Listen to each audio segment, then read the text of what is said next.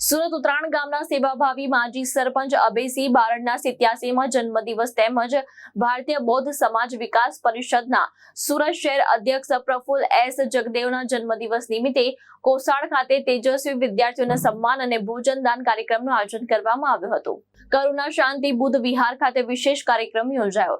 આ કાર્યક્રમ ઉત્તરાયણ ગામના સેવાભાવી માજી સરપંચ અભયસિંહ બારડના 87માં જન્મદિન અને ભારતીય બૌદ્ધ સમાજ વિકાસ પરિષદ સુરત શહેર અધ્યક્ષ પ્રફુલ્લ એક્સ જગદેવના જન્મદિવસ નિમિત્તે યોજવામાં આવ્યો।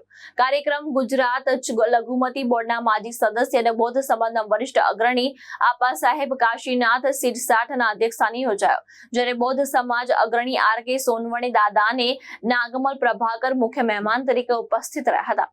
આ પ્રસંગે તેજસ્વી વિદ્યાર્થીઓનું સન્માન કરવામાં આવ્યું તેમજ ભોજનદાન કાર્યક્રમ પણ યોજાયો। સમાજ સેવક અભયસિંહ બારડને પંચશીલ કેપ, શાલ અને પુષ્પગુચ્છ અર્પણ કરી સન્માનિત કરવામાં આવ્યા હતા।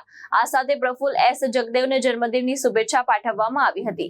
ભગવાન તથાગત બુદ્ધની 2589મી જન્મજયંતિ ઉજવણીના ભાગરૂપે ધમ્મવંદના, ધમ્મ પ્રવચન અને મહાનુભાવોના સન્માન કાર્યક્રમ પણ યોજાયા।